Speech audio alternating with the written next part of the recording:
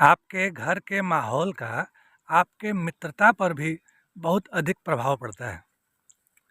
यदि आपके घर का माहौल तनाव भरा हुआ और आप स्कूल गए, तो स्कूल में आप बिल्कुल ही गुमसुम और उदास बैठे रहेंगे। 1 दिन, 2 दिन, 1 सप्ताह और महीने भी कभी-कभी लग जाते हैं।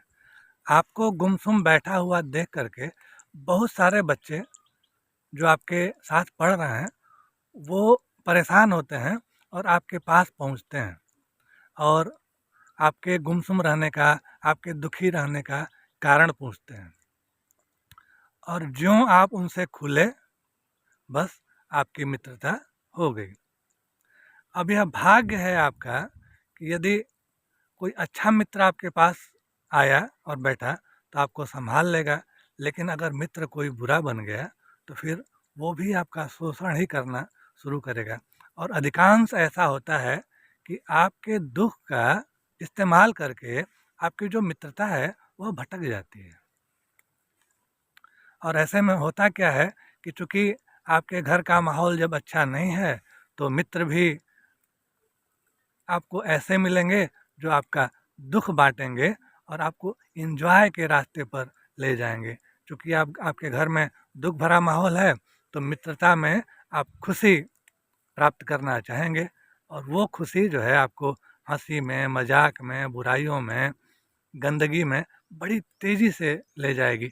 यह इंसानी स्वभाव और प्रकृति का गुण है कि प्रकृति पतन की ओर ज़्यादा ले जाती है। और यदि आपके घर का माहौल अच्छा है, तो जाहिर सी बात है आप स्कूल में जब आएंगे, बैठेंगे, तो आपको सब कुछ समझ में आना शुरू होगा।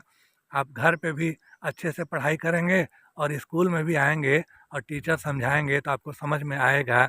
और क्लास अगर कोई खाली हुआ तो आपको जो चीज़ें समझ में आई हुई हैं, आप उसको जो है रिवाइज करेंगे। मैथ के, साइंस के आप सवाल लगाएंगे और ऐसे में होगा क्या कि आप एक तेज बच्चे रहेंगे। और आप तेज बच्चे रहेंगे, दूसरे बच्चों से आप कम इन्वॉल्व होंगे, कम बोलेंगे, तो आपकी तरफ और बच्चे आकर्षित होंगे।